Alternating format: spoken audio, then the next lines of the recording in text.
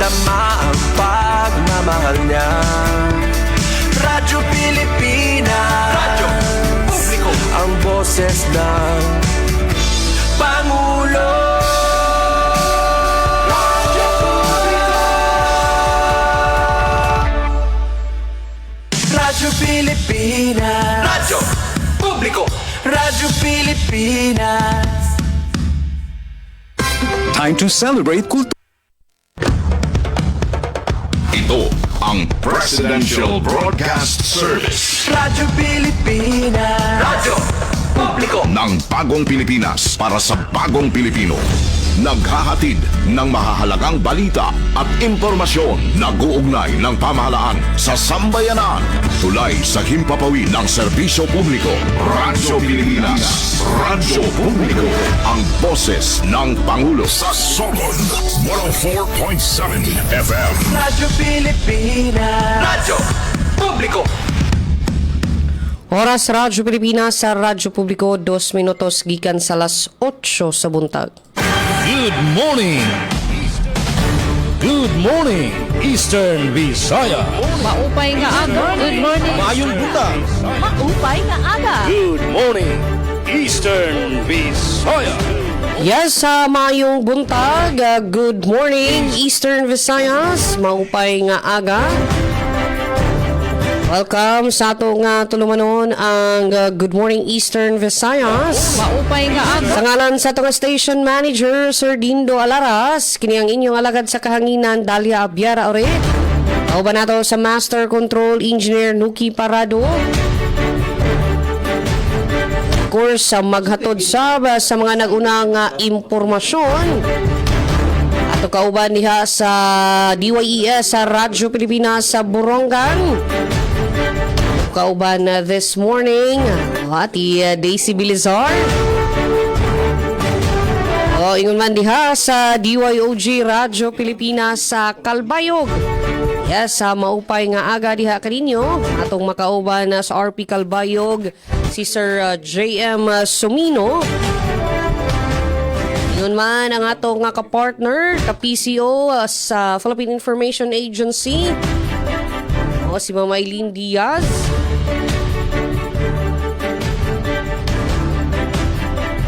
Sa panguna sa atong Regional Director, Sir Rian Arinto. And ingon man diha sa DYDC. Yes, good morning kang Timikay ug kang Sir Glody Kayunda. And of course, sa tanan nga nagpaminaw karon sa atong programa Maadjong Buntag, good morning. Adlaw nga Miyerkules mga kala, Agosto 5 tuig 2026. Kumusta ang inyong kabuntagon? Hopefully ang tanan ana sa maayo nga kahintang. As to update sa atong panahon dinhi sa Southern Leyte so far. So far maayo na ang atong panahon, no? Kung ato i-compare sa mga previous days nga medyo dunagyoy mga nasinati nga pag-uwan na ay mga paglamugdong. But karon naka-rise and shine na si Mr. Sun. So we are expecting nindot ang atong panahon karong adlaw.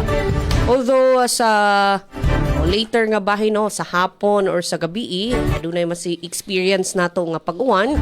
So dili lang gyapon nato kalimtan kini ato nga mga panangga sama sa payong raincoat ug uban pa. And of course sa ato nga mga biyahidor, mga mo travel maghinay sa inyong pagmaneho and make sure nga aduna mo'y dala nga mga importanteng dokumento sama sa kining rehistro rehistro, inyong lisensya o uban pa nga mga pangitauno panahon sa checkpoint. Alright. Yes, niputuha mga ka-RP. Dili kita magalangan atong pangumustahon ang mga naguna nga kalambuan ngadto sa Borongan City. Kumusta ba pugkaha ang ilahang panahon ug ang mga naguna nga balita mga kalambuan ngadto sa ilahang area. Yes, mayong buntag ati Daisy Lalosa Belizar. Good morning, Eastern Visaya! Yes, ati Days. Good morning. Okay, magandang morning gihapon Miss Dalia ngan sugad man iton mugos nga pera sa itong Radyo Pilipinas sugod Southern Leyte pinamumunuan ni Station Manager no Sir Dodens Alaras and sugad man magandang morning hito naton mga magiging katugbang liwat yan na no Radyo Pilipinas Kalbayog naman Mr.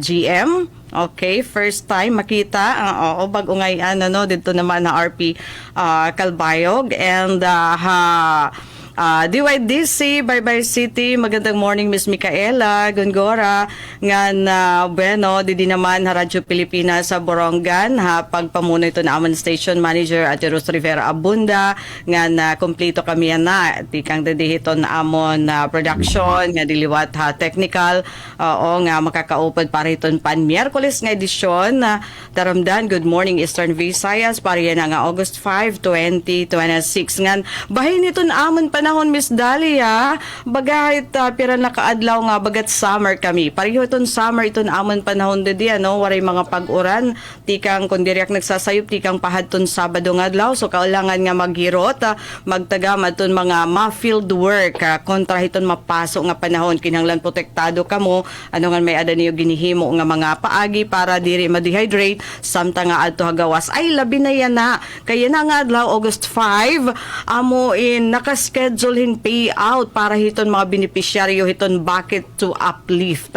Didiya probinsya iton Eastern Samar bubuhatan dedaha San Julian Municipal Covered Court. Makarawatin tag 2,000 para hiton bulan hiton Hulyo adton na aada hiton lista hiton bucket to uplift.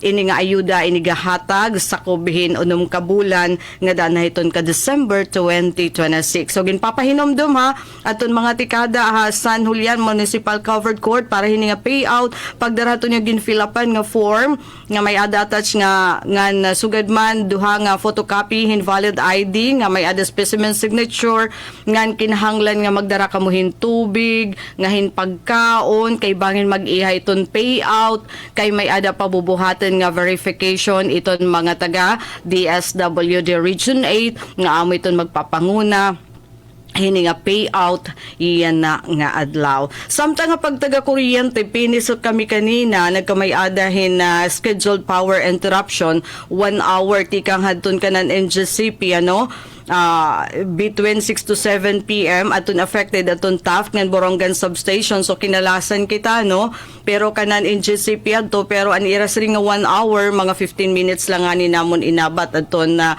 power interruption. Pero atun waray makabasa atun abiso kagabi, yun atun pinangalasan hantig nga pagparanghan kuryente. Iyan na nga pasado alas 6 aga pero waray naman mag-iha. Kay nagkamay-ada lahin na transmission line maintenance activity and correction hatun madepektibo nga Borongan kinapundan 69 kV line portion.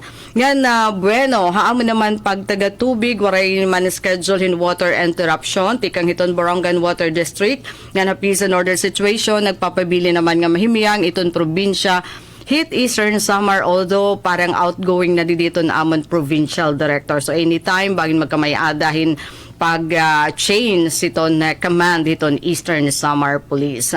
Ngan bueno para hiton headlines at mga balita na hikay hiton Radyo Pilipinas Borongan para yan ang adlaw August 5, 2026. Siyahan Local Government Unit iton sulat naghatag hin electronic trikes 28 nga pedicab drivers. Governor Ivardoni nagkomiter hindugang nga pundo.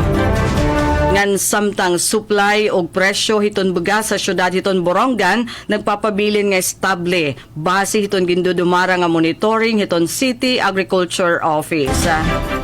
Ngan libre nga sakay para hiton mga estudyante ha kolehiyo, opisyal nga iginlunsad han local government unit han Llorente.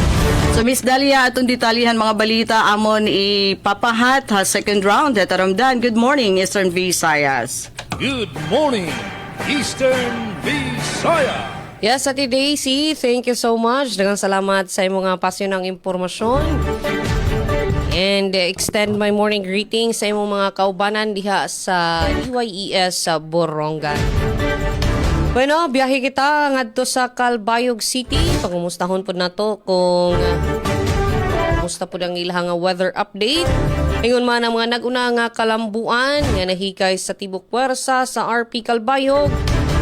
Yes, mayong buntag, Sir JM Sumino. Good morning, Eastern Visayas. Yes, Sir JM, good morning. Yes, good morning. Thank you so much, Dalia Orita Tuwel, sa DYSL Sugod.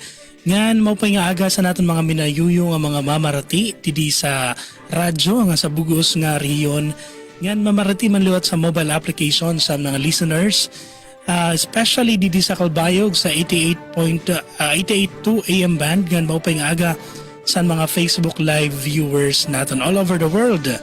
JD Avelino Day didi sa Calbayog, so holiday yan ang adlaw. Ngayon, good morning liwat sa natin mga kausa didi silang programa. Good morning Eastern Visayas. Maupay nga aga sa aton ikasi PCO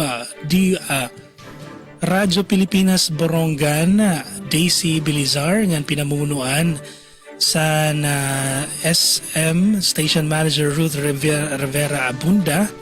Good morning liwat sa natin PIA dida sa Leyte, tama ba? Sa Leyte?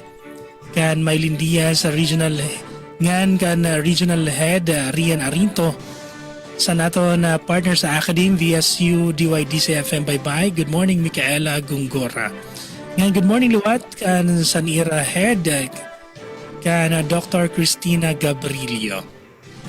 Tikang didi sa DYOG Radyo Pilipinas Calbayog sa ngaran sa namon acting broadcast station manager Hinaro Navilon. Kaupo didi sa aton sa Master Control si Engineer Raizano Barandino nga naniya gintitrain si Engineer Joaquin James Maskaling. Ano yung kaupod nga makakaupod JM Sumino para sa nga programa Good Morning Eastern Visayas. Sa aton pagtagapanahon maupay nga aga, Miyerkules nga adlaw, Agosto 5, 2026.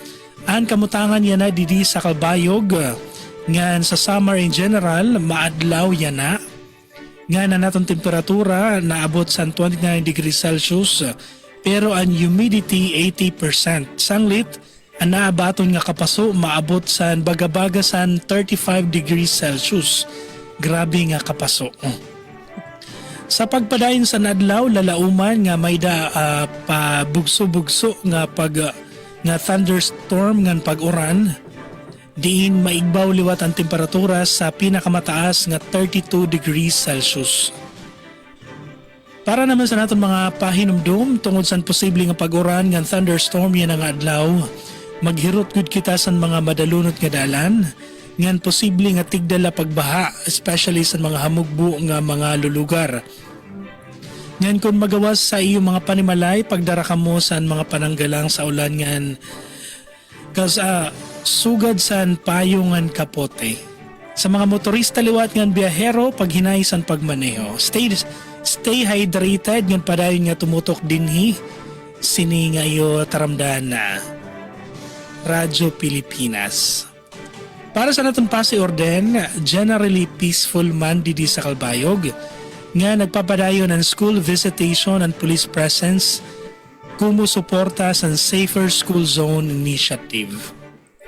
Sa pagtaga kuryente, nagpapadayon ng supplies and kuryente, waray man sara agin pagawas nga abiso, nga sa tubig liwat, waray gin pagawas nga abiso, kundi ang mga maina nga maluya nga waraturo nga tubig, magpapadayon nga problema, nga ang mga may tubig mapapadayon na nira pag-enjoy sa benepisyo sa tubig. Announcements, ihatagulin na ng mga announcement tungkol kay kinahanglan ini siya, especially didi sa Samar. NWSSU Micro Classroom sa Matuginaw, an entrance exam and review refresher program. Pagbubuhaton sa dida sa Matuginaw. And specific na venue to be announced pa. Pagbubuhaton nini sa August 5 to 6. Yan na magtitikang adlaw. Morning session alas 8 nga alas 12 and afternoon session alauna nga alas 5 san kulop. Bisitahan nala ang Northwest Summer State University nga page para sa dugang nga impormasyon. Magkakamayada Tandaya Festival Handog Saya Concert.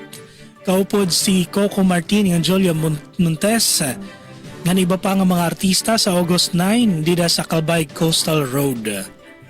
Ngan may da kita mga pipira nga job hiring sa Milko 1, may da duwa nga posisyon ng Consumer Welfare Desk and HR staff. Para sa iba pang impormasyon, bisitahan nila nila page, Facebook page sa Milko 1. Ngan ginpapahinumduman ang konsumidores sa Milko 1 nga sarado yan ang adlaw an ira opisina kung kamo magbabayad ngan may da kamo mga important nga mga lalakton pakad sa ira. Ngan sa naton naman Laray Uluhan Kolehiyo ginpaharani sa mga kabatan unan sa Kamatuginaw pinaagi sa NWSSG extension classes. Hatag lamrag light a home program ginlunsar sa Gandara Samar. Nga na Vivant nag-inspeksyon sa posibleng nga lugar para sa proyekto sa wind power sa Northern Samar. Ang detalye igpapaangbit niyan sa second half of the program. Oras naton 8:17 san kaadlawon. Good morning sa iyong tanan. Good morning, Eastern Visaya. Yes, daghang salamat sa mga pasyonang impormasyon, Sir J.M. Sumino. Extend my morning greetings po sa mga kauban diha, Sir J.M. sa DYOG Radyo Pilipinas Calbayo sa pagpanguna sa atong acting station manager, Sir Jean Navilon. Bueno, biyahe kita sa Pabaybay City. Okay, marag wala man ang Philippine Information Agency. Ma'am Eileen, good morning diha kanimo. Bueno, bali ato kita sa Baybay City. Pabiyahe kita ngadto sa Dakbayan sa Baybay. Kumusta ang panahon ngadto? Oo. We have sa ato nga DYDC-FM, Ati Mikay Gongora. Yes, Ati Mikay, good morning. Good morning, Eastern Visayas. Ma'am Das, good morning. Maadyong buntag ingon man sa kaubanan nato diha sa Radyo Pilipinas Sugod ug sa mga nagpaminaw ning atong tulumanon diha sa Southern Leyte. Good morning, maadyong buntag mga higala sa kahanginan. Good morning, maupay na aga gihapon kang Ma'am Daisy Belizar sa Radyo Pilipinas Borongan ug sa kinatibuk ang puwersa sa RP Borongan. And of course, kang Sir J.M. Sumino sa Radyo Pilipinas sa Calbayog. Yes, maupay na aga and sa atong mga nagpaminaw diha sa Waray-Waray area. Sa Samar, Eastern Samar, good morning, maupay na aga. And of course, sa atong Sibianan, sa atong tunghaan, Visayas State University. Good morning, maayong buntag. And sa kinatibuk ang Baybay City, Leyte. Good morning gapon sa mga nagpaminaw nato or nagtanaw live sa atong tulumanon via Facebook page o sa DYDC o sa uban pa nga Facebook pages. Good morning, maadyong buntag mga higala sa ngalan sa mong station manager Dr. Cristina Gabrilio, radio engineer Sean Villagonzalo, Keys, Micaela Gongora ang yung makauban karong Miyerkules nga edisyon diri sa DYDC FM. Alas sa tumapas unang impormasyon sa update sa itong panahon. Oo, karong takna atong na sinati mga higala ang cloudy, mapanganuron nga kalangitan. Hinuon wala pa kita na sinati nga pag-ulan, napadili kita kumpiyansa kay murag sa akong bana-bana padulong gadyo nino. At doon ay 50% ka chance sa pag-ulan. Again, cloudy ang atong panahon karon. 25 to 30 degrees Celsius and mga higala dapat gud kita mag-andam no sa atong panangga sa ulan, payong, raincoat, labi na sa atong mga lumulupyo sa atong mga employees. Proud Viscan Sky, we are implementing or observing the Green Day policy karong adlaw kay first Wednesday of the month. Wala tay mga sakyanan, walay motor. I-ready na gidaan ang atong kining payong no para dili ta mabasa kuno galing adunay mga kalit nga pag-ulan karong adlaw. Sa laing bahin mga higala, adunay pahibalo o panawagan gikan sa National ID Registration Team. Nakapost kini mga higala sa Baybay City Information Office nga Facebook page tungod sa schedule sa uplift payout sa Matalom Leyte karong Agosto 8 adlawng Sabado, giawhag ang mga nagkupot o priority numbers 1 to 70 nga aduna nakabutang nga August 8, 2026 sa pag-adto sa Barangay Integrated Building luyo sa Metro Retail Store sa Agosto 6 alas 8:30 sa buntag. Kinitungod kay dili sila makaadto sa City Information Office sa Baybay City Hall karong maabot nga Agosto 8. Og gipahinumduman nga alang naman kini sa National ID registration sa mga nagunit sa priority numbers para sa August 8, no? Instead nga August 8, August 6 dito sa may Barangay Integrated Building luyo sa Metro Retail Stores.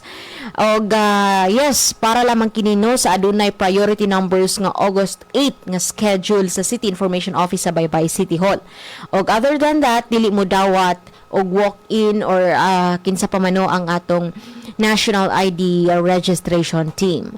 Sa laing bahin, oo, ang atong, ako lang po baliko no, nga ang atong student onboarding sa Visayas State University will be on August 10 and 11, that is Monday and Tuesday, mga higala, dito sa may VSU Gymnatorium. And bago lang po nagbagawa sa atong university registrar o academic calendar for this 2026 to 2027, no? So kini base sa BOR Resolution number 25 series of 2026. Mamahimong bisitahan mga igalang University Registrar VSU Main alang sa dugang kasayuran kung unsa ang mga aktibidades o dagan karong academic year 2026 to 2027 for first semester, no? Ana nakabutang ang mga activities for the month of August, September, October, November, December, and January. Sa atong peace and order naman, so far, generally peaceful atong dakbayan sa baybay and hugot nga nagpahibalo or hugot nga gipahigay ng kampanya sa atong kapulisan kining anti-terrorism campaign, no? So, para masiguro ang peaceful and safe community, dapat mahimong vigilant and responsible sa mga itong mga citizen. Dapat kita alerto and dapat yun itong patukan kining violence and extremism. And, sa laing bahin, ako pong lakbitan maggamay pagbalik ang kining NGCP Power Advisory 2026-030 karong maabot nga Sabado, August 8, no? Apektado nga lugar entire inupakan tumatalong between 5 p.m. to 6 p.m. That is only 1 hour. An entire baybay area, at least 1 hour between 5 a.m. to 6 a.m. and at least 1 hour between 5 p.m. to 6 p.m. mga higala, August 8 ka na. And mao kana ang ato mga mahinungdanong pahibalo, mga pasyo ng impormasyon ug alang sa mga balita nga nakalap karong adlaw, scholarship orientation ug laptop handover gipahigayon sa Bounty Cares alang sa mga scholars niini. BIR RDO 089 magpahigayon og libreng tax clinic sa Baybay City Hall. Mga higala, mao kadto ang ato mga balita ug tangiang dugang detalye sa second half natong tulumanon. Good morning Eastern Visayas. Good morning, Eastern Visayas. Yes, daghang salamat sa mga pasyo ng impormasyon at Mikay Gongora. Extend my morning greetings pod sa mga kaubanan diha sa DYDC-FM. Amping-amping kay murag dako makahagsyan sa nga muuwan diha sa Baybay City. Well, no, sa ato ng update din sa Southern Leyte, sa atong gikaingon, maayo man hinoon ang ato nga panahon din sa Saudi. Nakatutok na si Mr. Sun, but dili gihapon magkumpiyansa no sa gikaingon pa ni Ate Mikay nga basil dunay pag-utro sa ato nga panahon. So sa ato nga mga kaigsuunan nga dunay lakaw, dili malimot sa inyong payong raincoats ug uban pa. And sa ato nga mga updates sa kuryente. So far, wala tay abiso sa atong Southern Leyte Electric Cooperative nga dunay pagpalya sa kuryente karong adlaw. But gipasabot karon sa kooperatiba nga walay schedule or cancel ang gikatakda nga pre-membership orientation seminar o PMOS. O kini nga seminar o sa ni siya ka requirement para sa mga mag-apply no o connection. So far, sa abiso sa Suleco nga kanselado kini, wala man hinoy gihatag nga rason kung unsay hinungdan nga nung nakansela. ang face-to-face and even ang online karong Friday. So kanselado ang face-to-face karong adlaw August 5 and even sa online nato nga PIMOS nga nakaschedule sa August 7 sa Friday. So next week na ang lain na usab nga pre-membership orientation seminar kini base sa update sa ato nga Soleco main office. Samtang sa ato nga lain pa nga update o yato na nga ipasabot no sa ato nga mga kaigsuunan nga nakasinati og pagtayog or gamay nga paglinog no dinhi sa ato nga Southern Leyte. Ang lokasyon sa mao nga linog 7 kilometer northeast of St. Bernard, Southern Leyte. Ang magnitude nasa 3.9. Tectonic ang origin mga igala o niigo kini pasado alas 6 sa buntag. Intensity 3 na sinati sa Sogod, Hinundayan o St. Bernard. Intensity 2 sa San Juan, Hinunangan, Anahawan, Silago, Liluan, Libagon, San Francisco, Bontoc, Tumas Opos ug Malitbog, pulos ni tanan sa Southern Leyte. And sa instrumental intensities, intensity 3 sa Hinundayan o Sogod, intensity 2 sa Mahaplag, Leyte, Malitbog, San Francisco and San Juan, Southern Leyte, o intensity 1 sa Hilongos and Abuyog, Leyte. O sa ato nga pagkiginabi sa ato nga PDRRMO, wala man hinooy o mga na record no nga dunay kadaot or damages sa mga nga linog ug wala po'y gituhan nga kining aftershock. But ato nga pahinumdom nga mag-amping kanunay ato nga mga kaigsunan and make sure o kasabota unsa ang ato nga buhaton no panahon gyud sa linog. O importante gyud kining participate sa simulation exercise kining duck cover and hold aron gyud luwas ang ato nga kaugalingon o gingon man ang ato nga pamilya. Alright, sa atong ato na ipod nga ipasabot karon lang gyud gikumpirma sa tigpamaba sa dakbayan sa Maasin at Atimikay, Sir JM and Ati Daisy at ipasabot sa ato nga mga kaigsunan nga o karong Agosto 10 ato nga i-celebrate ang Charter Day. Ika-26 nga anibersaryo sa pagkasyudad sa dakbayan sa Maasin and ubay-ubay na nga mga activities ang nakahanay. And aside sa Charter Day, na pud tay fiesta karong umabot Agosto 15. So back to back ang ato nga celebration sa dakbayan sa Maasin, ubay-ubay nga mga kalihukan o mga makalingaw nga o activities ang gihanay sa ato nga simbahan ingon man sa ato nga LGU no hand in hand ni sila o para sa selebrasyon and gikumpirma karon pa lang gyud no sa ato nga focal person diha sa LGU Masin nga gituuhan nga mahimo nga bisita sa Charter Day ang ato nga secretary sa DSWD nga si Secretary Rex Gatchalian kauban ang ato nga regional director DSWD Regional Director Grace Subong and ingon man ang ato nga regional director pod sa DOST nga si Sir John Glenn Ocania. So na sila mga higala ang bisita sa Charter Day. Confirmed na gyud nga bisita sa ato nga syudad sa Maasin.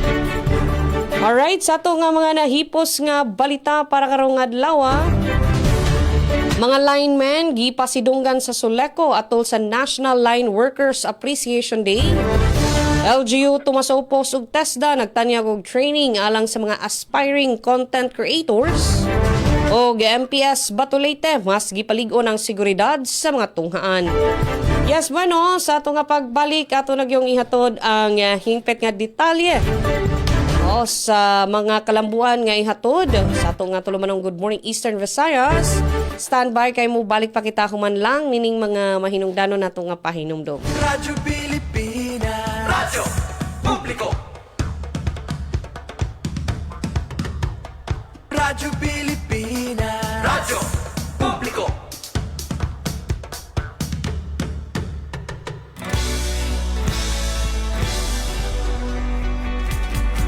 Mahalagang mga balita. Stop and Spot. Paano tayo makasisigurong legit ang impormasyong nababasa natin sa social media? Spot the source. Hindi porke nag-viral, totoo. Kaya laging i-fact check ang impormasyong nakuha at tukuyin kung credible ba ang sources ng mga ito. Spot the purpose. Hindi lahat ng nakapost ay may mabuting hangarin. Ang iba ay may intensyong makapanira lamang. Kung sa inyong palagay ay hindi nakatutulong para sa mas nakararami ang impormasyon, huwag na itong i-share para hindi na magdulot pa ng gulo o pagkalito. Spot the ownership. Legit o edit? I-double check kung totoong nanggaling sa mga legit news providers ang impormasyon dahil baka edited lamang ito ng kung sino para magpakalat ng fake news. I-check muna ang kanilang mga official social media platforms para makasiguro. Spot the time.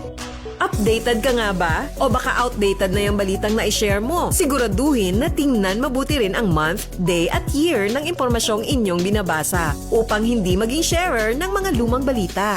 Let's be part of the solution. We can be warriors against disinformation and misinformation. Maging mapanuri sa lahat ng oras. A message from Presidential Communications Office, Department of Education, Commission on Higher Education, DILG, DSWD, Presidential Broadcast Service at Radyo Pilipinas.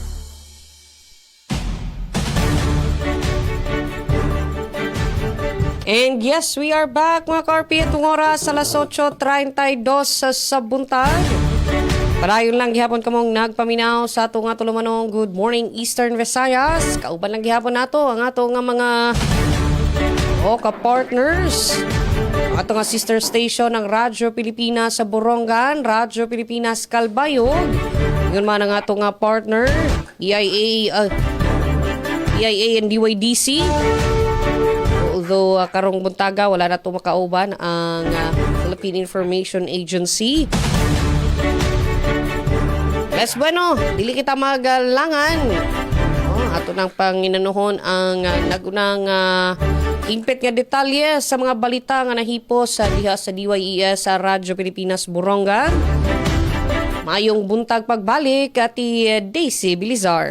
Good morning, Eastern Visayas. Yes, ati Days, nakamute ata ka. Alright, Ayun. 1, 2, 3, 4. Alright, kumusta atong signal, Miss Dalia? Yes, loud and clear na ati Days. So go ahead. Okay, thank you. So, adi na aton na detali, hatun siyahan nga balita na hikahin Radyo Pilipinas Borongan para yun nga Miyerkules nga adlaw, Agosto 5, 2026. So, local government unit itong sulat, naghatagin electronic trike sa 28 nga pedicab drivers. Governor Ivardoni nagkomiter hindugang nga pundo. Adi ang detalyin report, tikang Pen Pumida. Radyo Pilipinas, report. Opisyal nga naghatag ang lokal nga pangobernohan hansulat hin 28 nga libre nga electric tricycles e-trikes ngadto ha mga miyembro hansulat Pedicab Drivers Association pinaagyan e-trike livelihood support program hanang kalabay nga Hulyo 30. Ginpangunahan ni Mayor Javier Zacate ang blessing and launching ang programa nga may katuyuanan nga maghatag hin mas moderno, epesyente nga mas maupay nga pakabuhi ha mga pedicab drivers. Ininsyahan nga inisyatibo habugos nga Eastern Samar nga direkta nga naghatag hin e-trikes para sa mga tsuper. Nagpasalamat si Manuel Asistio, presidente hansulat Pedicab Drivers Association, tungod hin suporta nga ira nakarawat. Sumalaha iya magdudugang ini han ira kita ngan may ibanan ang kabutlaw han adlaw-adlaw nga pagpadyak han pedicab. Agud masiguro ang padayon nga operasyon han mga e-trike, magbubutang ang LGU hin solar panel sa kada unit ngan magtutukod liwat hin mga opisyal nga charging station sa bungto nga magagamit labi na kun mauran o kulang ang sira kan adlaw. Haamog gihapon nga okasyon, nagkomiter Eastern Samar Governor Vincent R.V. Ivardoni hinduga nga pondo tikang nga gobyerno probinsyal agud makapalit pa hinduga nga e-trikes ngan makahatag liwatin parehong oportunidad ha iba pa nga mga pedicab drivers hasulat. Para ha bagong Pilipinas, Penelope Pumida, Radyo Pilipinas, Radyo Publiko, Borongan. Damo nga salamat ang report, Ati Pen Pumida. Good morning, Eastern Visayas. Ngan mapakadi naman kita sa mga balita nga nakalap sa nabugos na puwersa sa DYOG Radyo Pilipinas Calbayog. Yan ang adlaw, August 5, 2026. Kolehiyo ginpaharani sa mga kabataan sa Matuginaw, pinaagi sa NWSSU extension classes. Ang detalye gahatag ni Charmaine Perito Balvez. Radyo Pilipinas Report. Iglalansar sa Northwest Samar State University ang pilot extension classes sa Bungto, San Matuginaw, Samar para na nga school year 2026 to 2027 nga siyahan mag-offer Bachelor of Science in Agriculture, Major in Horticulture. Gininspeksyon sa CHED Region 8 ug Norweso ang pasilidad nga gagamiton para sa programa como parte sa pag-andam sa implementasyon. Ang Norweso ang manginginano sa curriculum ug mga magturutdo nga primera magtitikang sa San Jorge Campus, samtang mag-aalutaga ang LGU Matuginaw sa mga classrooms ug iba pa nga pasilidad. Mabulig liwat ang gobyerno probinsyal sa Samar sa mga pasilidad ug mao ang magpapasweldo sa mga magturutdo. Nagawa sa feasibility study sa probinsya nga hataas ang panginhanglan para sa college education sa Matuginaw nga aada sa geographically isolated and disadvantaged area. Lakip sa mga programa nga kinahanglan sa komunidad, mao ang agriculture, rason nga ini ang una nga kurso nga igpapatuman. Ginsigurado sa Norweso ug CHED nga susunuron ang quality standards sa universidad sa extension classes. Ginhuhulat nala ang go signal antis magtikang ang klase sa elarom sa Project Samar. Para sa Bagong Pilipinas, Charmaine Perito Balvez, Radyo Pilipinas, Radyo Publiko, Kalbayog. Good morning, Eastern Visayas. Sa lain pang balita, scholarship orientation ug laptop handover gilunsad sa Bounty Cares alang sa mga VSU scholars niini. Ano ang detalye sa report ni Glody Kayunda. Radyo Pilipinas Report. Gikatat lang ipahigayong karong adlaw, adlang Miyerkules, Agosto 5, 2026, ang free tax clinic nga gipasugdahan sa Bureau of Internal Revenue kun BIR, Revenue District Office kun RDO 089 Western Leyte dito sa Baybay City Hall. Sugod alas 8 sa buntag hangtod alas 5 sa hapon. Gibugna ang maong libreng on-site na serbisyo aron matabangan ang mga taxpayers, business owners, self-employed individuals ug mga professional sa ilang mga panginahanglanon bahin sa buwis. Lakip sa mga serbisyong itanyag, maong taxpayer registration assistance, DIN verification, electronic BIR forms, ug electronic FPS assistance, pagtabang sa mga payment concerns, tax filing guidance, ug tax compliance consultation. Giawhag ang tanang interesado nga mahimong mopahimulo sa maong libreng serbisyo aron makakuha og hustong giya ug tabang sa ilang mga obligasyon sa buwis. Alang sa dugang pangutana ug impormasyon, mahimong kontakto ng BIR RDO 089 pinaagi sa mga numerong 053-520-5160 o 561-0069. Gikan sa VSU DYDC FM, Ray Bael, student intern. Good morning, Eastern Visayas. Stay rooted in your passion and always carry the VSU spirit of and transformation wherever you go. The future is bright and it belongs to you. Samtang gidasig usab ni Mr. Junito A. Panonce, Coordinator sa Institutional Student Programs and Services, ang mga scholar sa pagpadayon sa ilang mga pangandoy o pagpaningkamot aron makabot ang ilang mga tumong.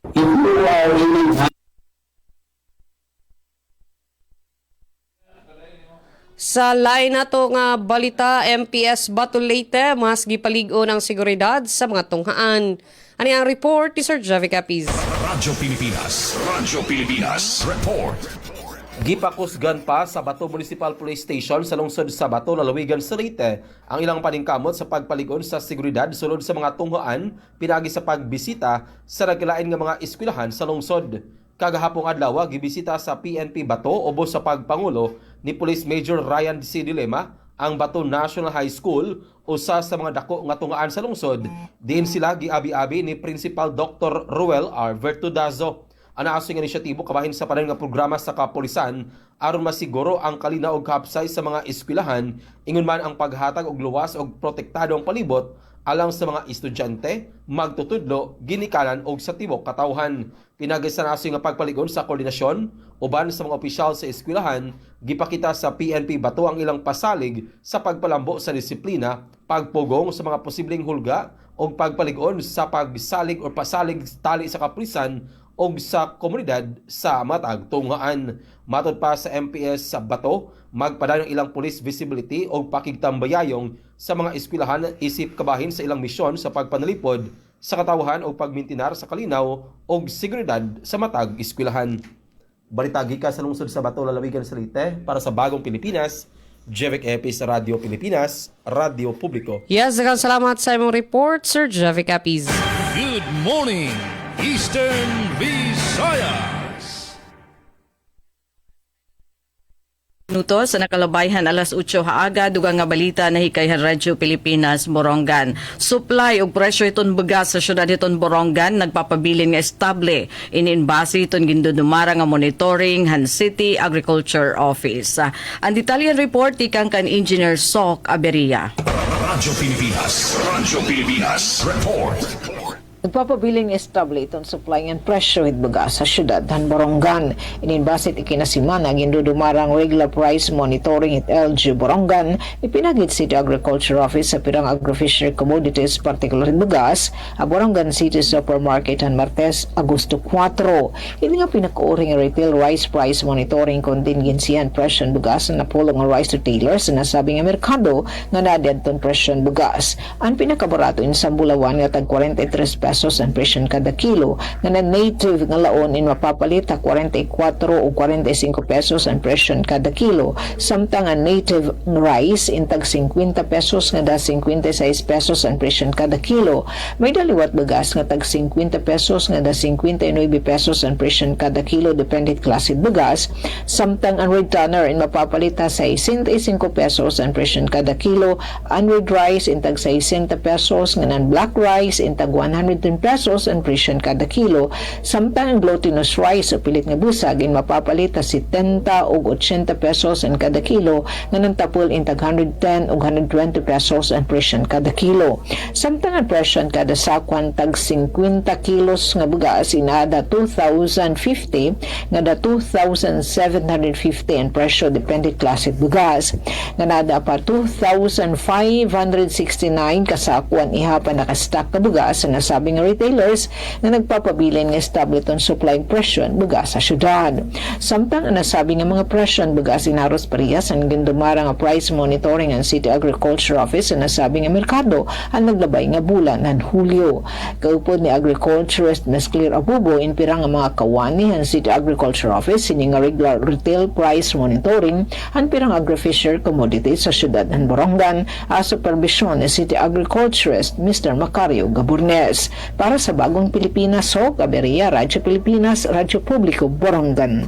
Da mga salamat ang report, Engineer Sok Aberia. Good morning, Eastern Visayas. Ngan para sa dugang nga balita, hatag lamrag light home program ginlunsar sa Gandara, Samar. Pamatii din akong report. Radyo Pilipinas Report.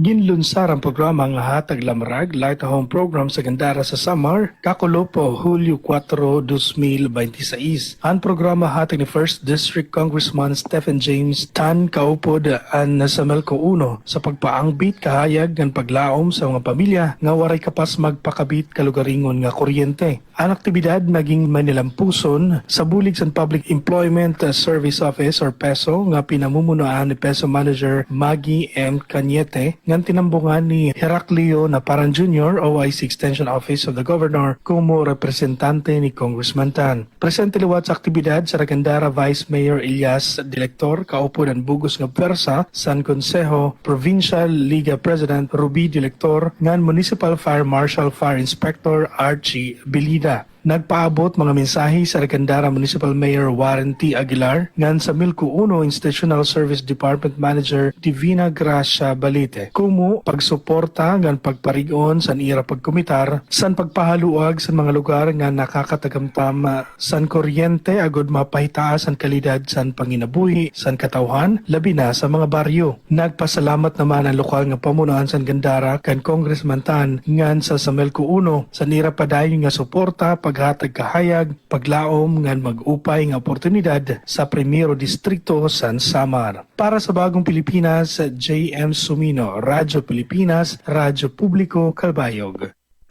Good morning, Eastern Visayas. Samtang BIRRDO 089 magpahigay ng libreng tax clinic sa Baybay City Hall karong adlaw. Ang detalye sa report ni Ray Bael, student intern.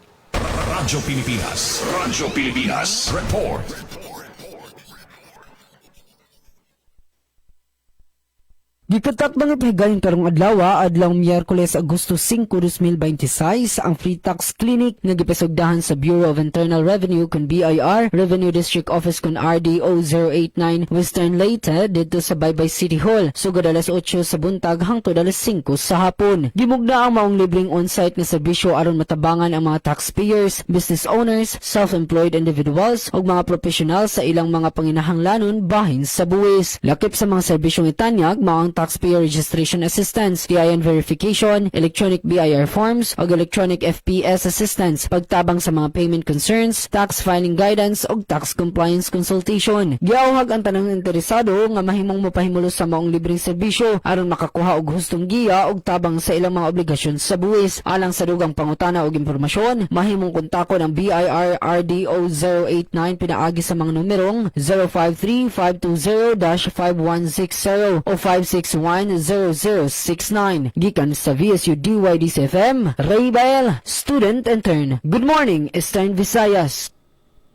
Daghang salamat Ray Bael sa imong report.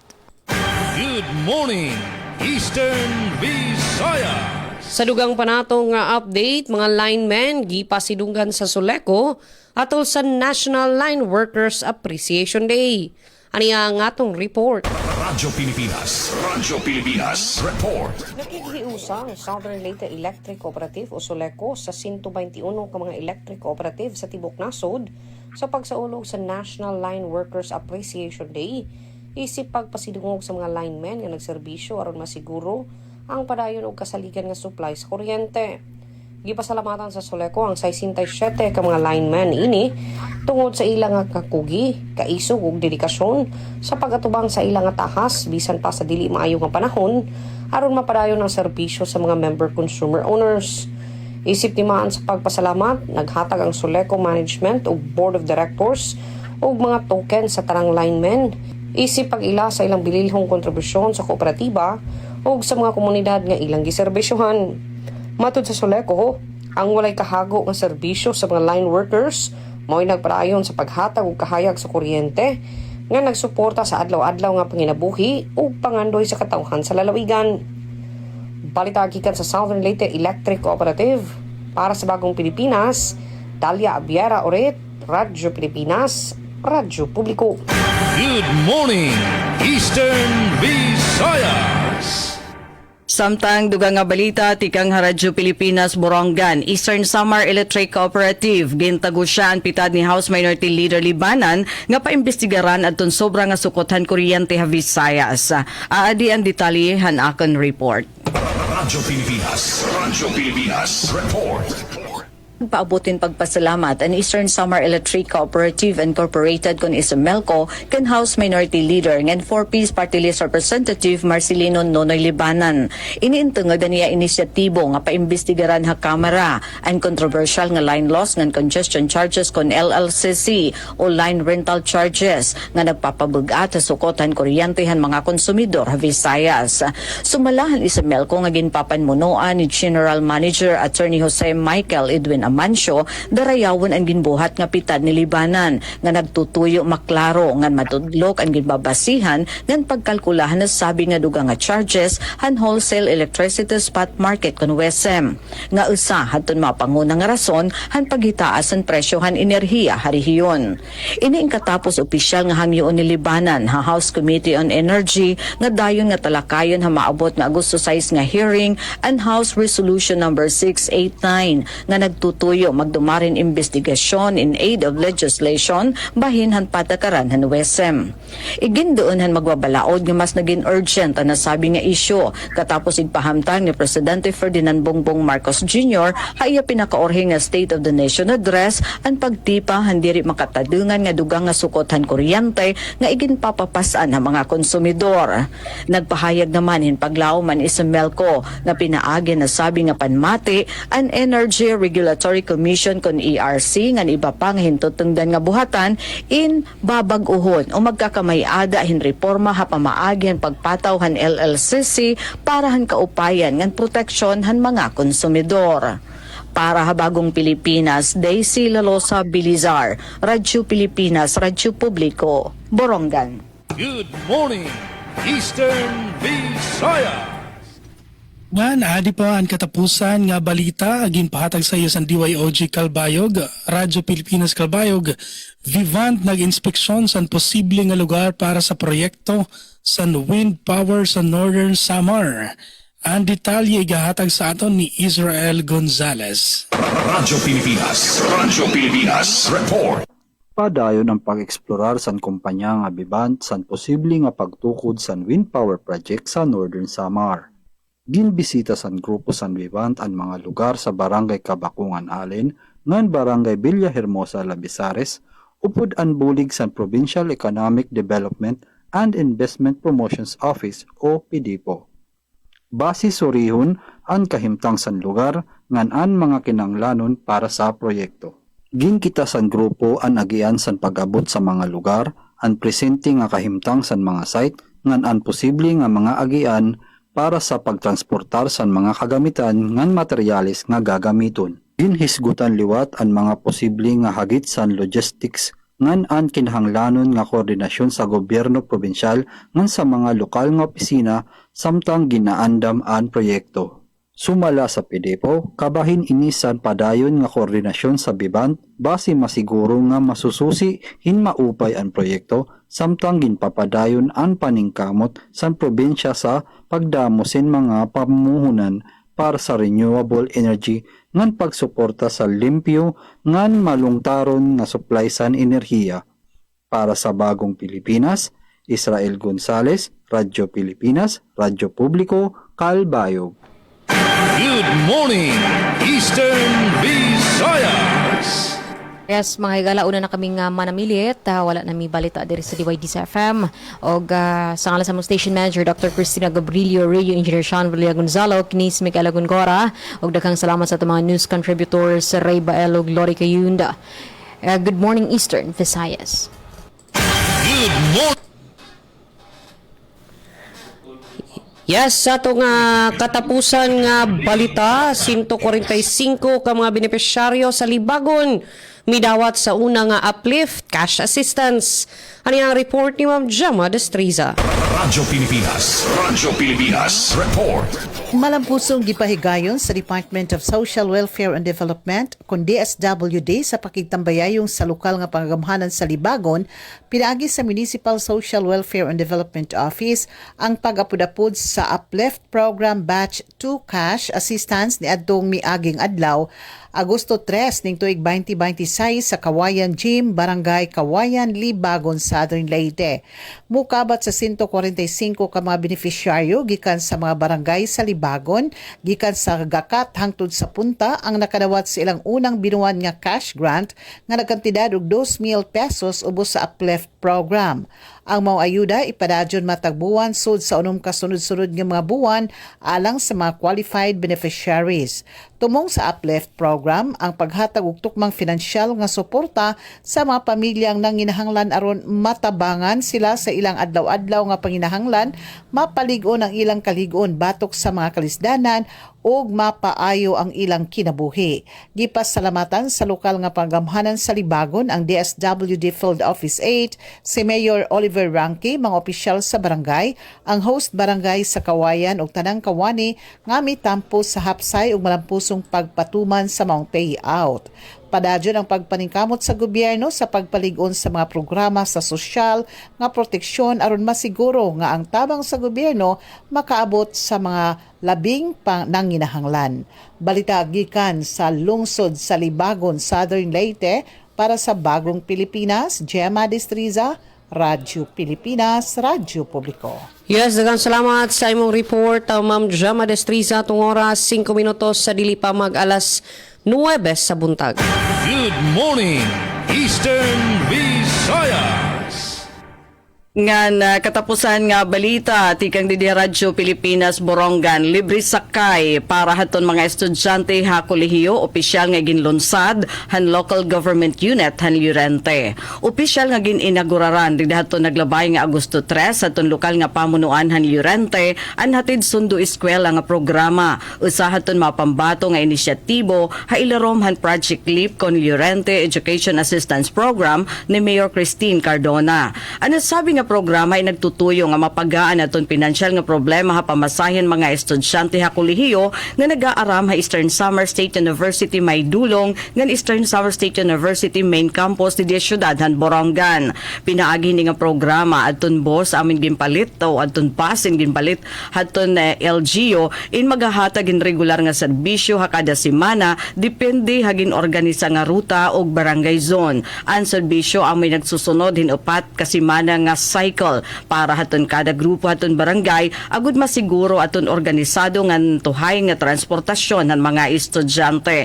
Di daton siyahan nga pagbiyahe ha mga barangay ha poblasyon in nakakuha hin 22 nga mga estudyante haton mga alas 6 aga ngan ini nga bus iton LGU amo in may ada kapasidad hin 32 ka tawo ha kada biyahe. Sumalapakan Mayor Cardona aton LGU ay nagplaplano nga pumalitin kadugangan nga sarakyan hiton masunod nga tuig para mas damo pa nga estudyante adton makapanhimulos han masaluag nga sakop nga programa. Nagpapakita aton Project Leap indako nga commitment aton administrasyon ni Mayor Cardona hin paghatag hin prioridad ha edukasyon ngan pagsiguro nga adton mga estudyante ha Llorente in makakakuha hindi kalidad nga edukasyon. Tupad aton alkalde ha paglunsad at nasabi nga programa amoy Vice Mayor Johnny Condrada, Municipal Councilors Melanie Bucar, Marilyn Jose o Reynon Hilgunda. Sugadman hipunong Barangay Rique Asadon o Municipal Administrator Antonio Bormati Jr.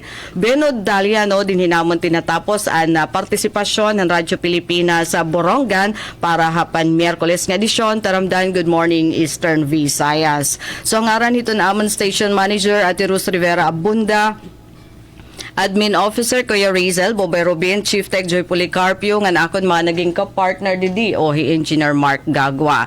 And news contributors, Ati Pen Pumida, Engineer Sok Aberia, ini Daisy Lalosa Bilizar. Nasa ring da mga salamat, inyo pakigusamo upay nga aga and good morning Eastern Visayas. Good morning, Eastern Visayas.